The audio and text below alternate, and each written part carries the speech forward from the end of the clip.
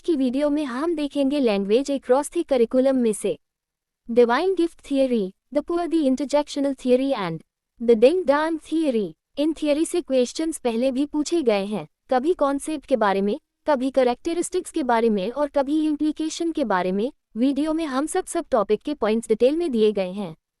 तो चलिए वीडियो को शुरू करते हैं। ईश्वरीय उपहार सिद्धांत, डिवाइन गिफ्ट थियरी। भाषा की उत्पत्ति को लेकर विभिन्न सिद्धांत प्रस्तुत किए गए हैं, जिनमें से एक प्रमुख सिद्धांत ईश्वरीय उपहार सिद्धांत, डिवाइन गिफ्ट थियरी है। ये सिद्धांत मानता है कि भाषा ईश्वर द्वारा मनुष्य को दिया गया एक दैवीय उपहार है। इस विचारधारा के अनुसार मनुष्य ने स्वयं भाषा का निर्माण नहीं किया, बल्कि इसे दैवीय शक्ति द्वारा सीधे प्राप्त किया। उदाहरण, हिंदू धर्म में माना जाता है कि वेदों की उत्पत्ति ब्रह्मा द्वारा की गई थी, जिसे बाद में महर्षि व्यास ने संकलित किया। ईसाई धर्म में बाइबल के अनुसार प्रथम मानव आदम और हव्वा ने परमेश्वर से भाषा प्राप्त की थी। इस्लाम में भी कुरान में उल्लेख है कि अल्लाह ने मनुष्य को भाषा सिखाई। 2. ईश्वरीय उपहार सिद्धांत की विशेषताएं, characteristics of divine gift theory. आप इन पॉइंट्स का एक अच्छा सा फ्लो चार्ट भी बना सकते हैं, जिससे आपके पेपर में आप सीट भी भर पाएंगे और अच्छे नंबर भी प्राप्त कर पाएंगे। 1. दैवीय शक्ति से उत्पन्न, ओरिजिनेट्स फ्रॉम डिवाइन पावर। ये सिद्धांत कहता है कि भाषा मानव निर्मित नहीं, बल्कि ईश्वर की सीधी रचना है। 2. धार्मिक ग्रंथों में वर्णित, found in religious texts. Veda, Bible, Quran जैसे धार्मिक ग्रंथों में भाषा की उत्पत्ति को ईश्वर से जोड़ा गया है। 3. भाषा प्रारंभ से ही पूर्ण थी, language was complete from the beginning. इस सिद्धांत के अनुसार भाषा में कोई विकास नहीं हुआ, बल्कि यह प्रारंभ से ही पूरी तरह विकसित थी। 4. भाषा निर्माण में मानव का योगदान नहीं, no human effort in language creation. यह मान्यता रखी जाती है कि भाषा के निर्माण में मानव बुद्धि या सामाजिक सहभागिता की कोई भूमिका नहीं थी। 5. पवित्र और धार्मिक, सेक्रेड एंड होली। क्योंकि भाषा को दैवीय उपहार माना जाता है, इसलिए इसे धार्मिक महत्व प्राप्त है। 6. सभी के लिए समान भाषा, सेम लैंग्वेज फॉर ऑल। कुछ मान्यताओं के अनुसार प्रारंभ में केवल एक सार्वभौमिक भाषा थी, जिसे ईश्वर ने मनुष्यों को प्रदान किया था। 7. स्थिर और अपरिवर्तनीय, स्टैटिक एंड अनचेंजिंग। ये सिद्धांत मानता है कि भाषा अपने प्रारंभिक स्वरूप से लेकर आज तक अपरिवर्तित बनी हुई है। ईश्वरीय उपहार सिद्धांत के प्रभाव, implications of divine gift theory. 1. प्राचीन भाषाओं का संरक्षण, preservation of ancient languages. Sanskrit, Hebrew और अरबी जैसी भाषाओं को पवित्र और दैवीय माना जाता है, इसलिए इनका संरक्षण और अध्ययन किया जाता है। धार्मिक ग्रंथों और अनुष्ठानों में इन्हीं भाषाओं का उपयोग किया जाता है, जिससे ये समय के साथ संरक्षित रहती हैं।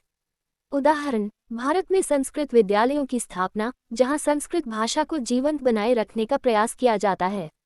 2. धार्मिक शिक्षाओं पर प्रभाव, इन्फ्लुएंस ऑन रिलीजियस टीचिंग्स। कई धार्मिक समुदायों में भाषा को दैवीय ज्ञान का हिस्सा माना जाता है और इसे धार्मिक शिक्षा का अभिन्न अंग बनाया जाता है। उदाहरण, कुरान को अरबी में, वेदों को संस्कृत में और बाइबल के पुराने ग्रंथों को हिब्रू में पढ़ाया जाता है। 3. मौखिक परंपरा को बढ़ावा, एनकरेजेस ओरल ट्रेडिशन। ईश्वरीय भाषा की अवधारणा के कारण मौखिक परंपराएं महत्वपूर्ण बन जाती हैं, क्योंकि इन्हें दैवीय आशीर्वाद प्राप्त होता है। धार्मिक मंत्रों, भजनों और कथाओं को मौखिक रूप से पीढ़ी दर पीढ़ी आगे बढ़ाया जाता है। उदाहरण, भारत में रामायण और महाभारत की कथाएं मौखिक रूप से कहने सुनने की परंपरा हजारों सालों से चली आ रही है। 4. संवाद में नैतिक उत्तरदायित्व, मॉरल रिस्पॉन्सिबिलिटी इन कम्युनिकेशन। भाषा को ईश्वर द्वारा दिया गया उपहार मानने से लोगों में नैतिक संचार की भावना विकसित होती है। झूठ, अपशब्द और कटु भाषा का प्रयोग करने से बचने की प्रेरणा मिलती है। उदाहरण, हिंदू धर्म में सत्य बोलने, सत्यम वद और मधुर वचन बोलने, प्रियम वद की शिक्षा दी जाती है। 5. दैवीय मूल भाषा की स्थिरता को उचित ठहराना, divine origin justifies linguistic stability. यह विचार बढ़ावा देता है कि कुछ प्राचीन भाषाएं अपरिवर्तित रहनी चाहिए, क्योंकि वे ईश्वर द्वारा दी गई मानी जाती हैं। इसके कारण कुछ समुदायों में भाषा के विकास को रोकने की प्रवृत्ति देखी जाती है। उदाहरण, यहूदी समुदाय हिब्रू भाषा को प्राचीन स्वरूप में बनाए रखने के लिए प्रयासरत रहा है। 6. वैज्ञानिक खोज को सीमित करना, लिमिट साइंटिफिक इंक्वायरी। यदि भाषा को ईश्वरीय रचना माना जाए, तो उसकी उत्पत्ति और विकास पर वैज्ञानिक शोध कम हो जाता है। आधुनिक भाषा विज्ञान, जो भाषा के विकास, ध्वनि परिवर्तन और व्याकरणिक परिवर्तनों का अध्ययन करता है, इस सिद्धांत के कारण हतोत्साहित हो सकता है। उदाहरण, चार्ल्स डार्विन के विकासवाद सिद्धांत को धार्मिक समुदायों द्वारा अस्वीकार करने की तरह कुछ लोग भाषाई विकास के सिद्धांतों को भी अस्वीकार करते हैं। 7. भाषा नीतियों पर धार्मिक प्रभाव, religious influence on language policies. कई देशों में सरकारें धार्मिक या सांस्कृतिक पहचान के लिए पवित्र भाषाओं को बढ़ावा देती हैं। इससे शिक्षा प्रणाली और प्रशासनिक नीतियों में इन भाषाओं का विशेष स्थान हो सकता है। उदाहरण, इजरायल में हिब्रू को राष्ट्रीय भाषा के रूप में पुनर्जीवित किया गया। भारत में संस्कृत को शास्त्रीय भाषा का दर्जा दिया गया। अरबी को इस्लामी देशों में प्रमुख भाषा के रूप में प्रोत्साहित किया जाता है। 4. ईश्वरीय उपहार सिद्धांत के लाभ, advantages of divine gift theory.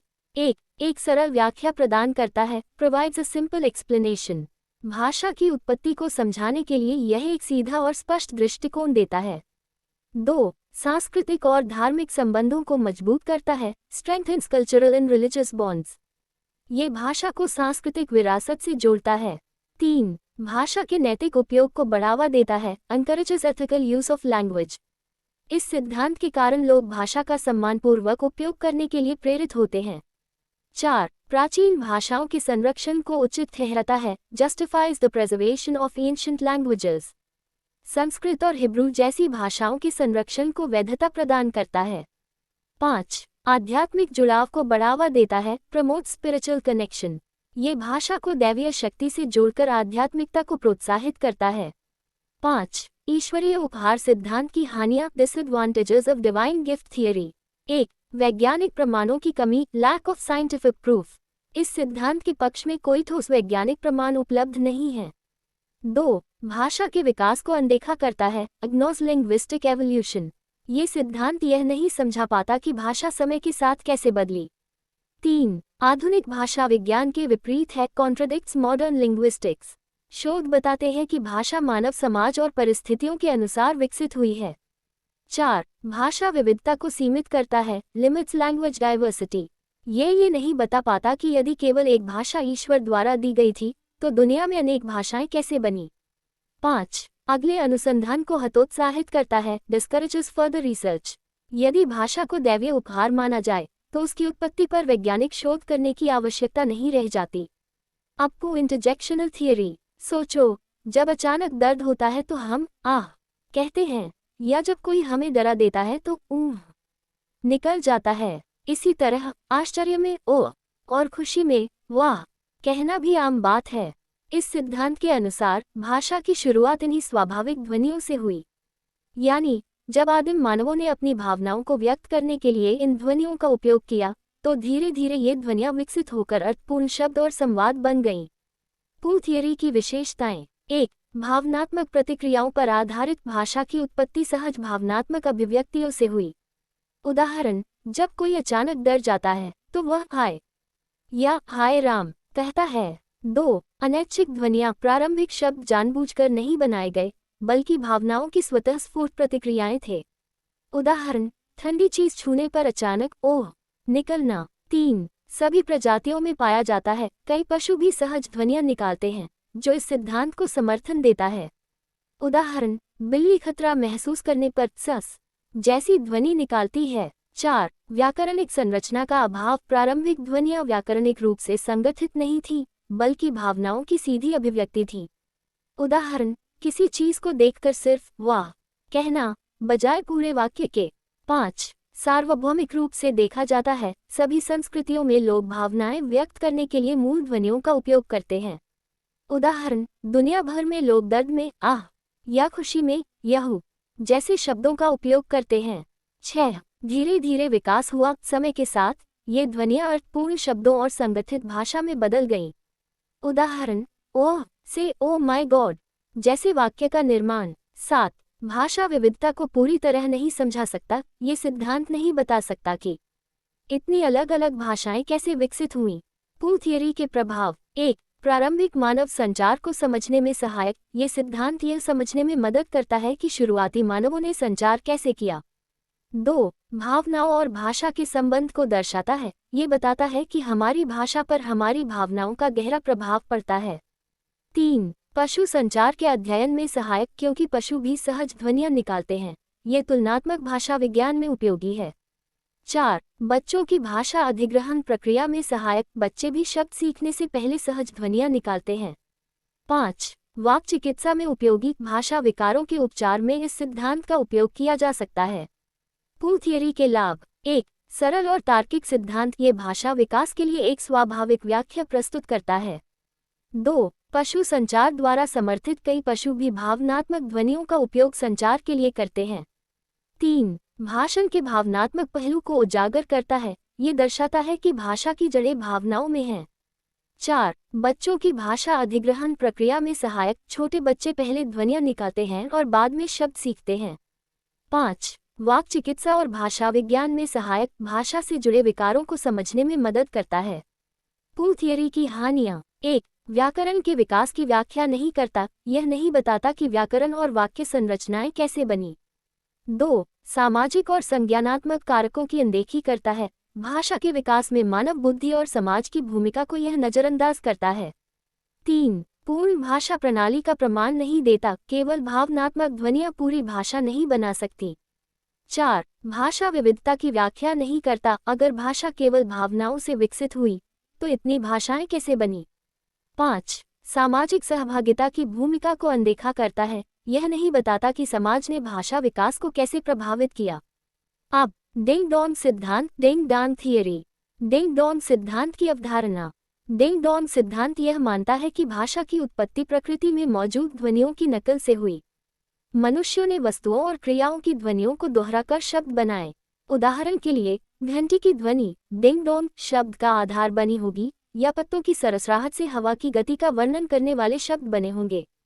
इस सिद्धांत के अनुसार ध्वनियों और उनके अर्थों के बीच एक स्वाभाविक संबंध होता है। डिंग डोंग सिद्धांत की विशेषताएं। 1. अनुकरणीय स्वभाव, इमिटेटिव नेचर, शब्दों की उत्पत्ति प्राकृतिक ध्वनियों की नकल से हुई। 2. ध्वनि और अर्थ के बीच सीधा संबंध, direct connection between sound and meaning, ये सिद्धांत मानता है कि शब्द स्वाभाविक रूप से उन वस्तुओं की ध्वनियों को दर्शाते हैं जिनका वे वर्णन करते हैं। 3. सार्वभौमिक प्रक्रिया, यूनिवर्सल फिनोमेनन, कई भाषाओं में प्राकृतिक ध्वनियों की नकल करने वाले शब्द होते हैं, जैसे मधुमक्खी की आवाज के लिए बस। 4. प्रारंभिक भाषा निर्माण से संबंधित, applies too early language formation, ये सिद्धांत मुख्य रूप से भाषा के प्रारंभिक चरणों पर लागू होता है। 5. अनुस्वरण शब्दों से जुड़ा हुआ, स्ट्रॉन्ग लिंक टू ओनोमैटोपोइया, विभिन्न भाषाओं में अनुस्वरण शब्द ओनोमैटोपोइक वर्ड्स इस सिद्धांत का समर्थन करते हैं। 6. सीमित दायरा, लिमिटेड स्कोप, ये सिद्धांत अमूर्त शब्दों या जटिल व्याकरण को पूरी तरह से नहीं समझा सकता। 7. ध्वनि ग्रहण करने पर केंद्रित, फोकसेस ऑन साउंड परसेप्शन, यह मानता है कि प्रारंभिक मानवों ने ध्वनियों को उनके अर्थों के साथ ग्रहण करने के आधार पर जोड़ा। डिंग डोंग सिद्धांत के प्रभाव, अनुप्रयोग। 1. भाषा विकास को समझने में सहायक, हेल्प्स अंडरस्टैंड लैंग्वेज एवोल्यूशन, ये समझाने में मदद करता है कि प्रारंभिक मानवों ने ध्वनियों के आधार पर शब्द कैसे विकसित किए। 2. ध्वनि विज्ञान और भाषा विज्ञान का समर्थन करता है, सपोर्ट्स फोनेटिक्स एंड लिंग्विस्टिक्स, शब्द निर्माण में ध्वनि की भूमिका को समझने में सहायक होता है। 3. भाषा शिक्षण में प्रासंगिक, रेलेवेंस इन टीचिंग लैंग्वेज, अनुस्वरण शब्दों का उपयोग बच्चों को नई शब्दावली सिखाने के लिए किया जा सकता है। 4. विभिन्न भाषाओं में कुछ शब्दों की व्याख्या करता है, explain certain words in different languages. कुछ सार्वभौमिक शब्द जैसे डिंग डोंग या टिकटॉक कई भाषाओं में मौजूद होते हैं। 5. ध्वनि चिकित्सा और भाषण विकास में सहायक, useful in sound therapy and speech development, उच्चारण सुधारने और भाषा अधिगम के लिए भाषण चिकित्सा में लागू किया जा सकता है। 6. भाषा को पर्यावरण से जोड़ता है, कनेक्ट्स लैंग्वेज विद एनवायरनमेंट, ये दर्शाता है कि प्रारंभिक शब्दावली बनाने में पर्यावरण की महत्वपूर्ण भूमिका थी। 7. आदिम भाषाओं के अध्ययन का आधार, basis for studying primitive languages, ये भाषाविदों को यह विश्लेषण करने में मदद करता है कि प्राचीन मानवों ने वस्तुओं का नामकरण कैसे किया। डिंग डोंग सिद्धांत के लाभ। 1. तार्किक व्याख्या, लॉजिकल एक्सप्लेनेशन, ये समझने के लिए एक प्राकृतिक तरीका प्रदान करता है कि शब्दों की उत्पत्ति कैसे हुई। 2. कई भाषाओं द्वारा समर्थित, सपोर्टेड बाय मेनी लैंग्वेजेस, विभिन्न भाषाओं में ऐसे शब्द पाए जाते हैं जो प्राकृतिक ध्वनियों की नकल करते हैं, जैसे सांप की आवाज के लिए हिस। 3. संचार में ध्वनि की भूमिका को मजबूत करता है, reinforces the role of sound in communication, ये दर्शाता है कि प्रारंभिक मानव संचार में ध्वनि की महत्वपूर्ण भूमिका थी। 4. प्रारंभिक भाषा विकास को समझने में सहायक, helps in understanding early language development, ये समझाने में मदद करता है कि मानवों ने ध्वनियों को वस्तुओं के साथ कैसे जोड़ा। 5. बच्चों की भाषा सीखने की प्रक्रिया में सहायक, useful in child language learning, ये बच्चों को ध्वनि पैटर्न के माध्यम से शब्दों को समझने में मदद करता है। डिंग डोंग सिद्धांत की हानियां। 1. अमूर्त शब्दों की व्याख्या नहीं कर सकता, कैनॉट एक्सप्लेन एब्स्ट्रैक्ट वर्ड्स, भावनाओं या अमूर्त अवधारणाओं से जुड़े शब्द इस सिद्धांत में फिट नहीं होते। 2. वैज्ञानिक प्रमाण की कमी, लैक्स साइंटिफिक एविडेंस, इस बात का कोई ठोस वैज्ञानिक प्रमाण नहीं है कि भाषा इसी तरह विकसित हुई। 3. व्याकरण की व्याख्या नहीं करता, डज नॉट एक्सप्लेन ग्रामर, यह नहीं समझा सकता कि वाक्य संरचना और व्याकरण कैसे विकसित हुए। 4. ध्वनि पर अत्यधिक जोर, ओवर एम्फोसिस ऑन साउंड, यह मानता है कि सभी शब्द ध्वनियों से बने, जबकि संकेत और संज्ञानात्मक कारक भी महत्वपूर्ण हैं। 5. कुछ शब्दों तक सीमित, लिमिटेड टू सर्टेन वर्ड्स, ये केवल अनुस्वरण शब्दों पर लागू होता है, पूरी शब्दावली पर नहीं। तो ये पॉइंट्स एक अच्छा आंसर लिखने के लिए प्राप्त है। अब हम आपसे मिलते हैं नेक्स्ट वीडियो में। Please like, share and subscribe pulse YouTube channel.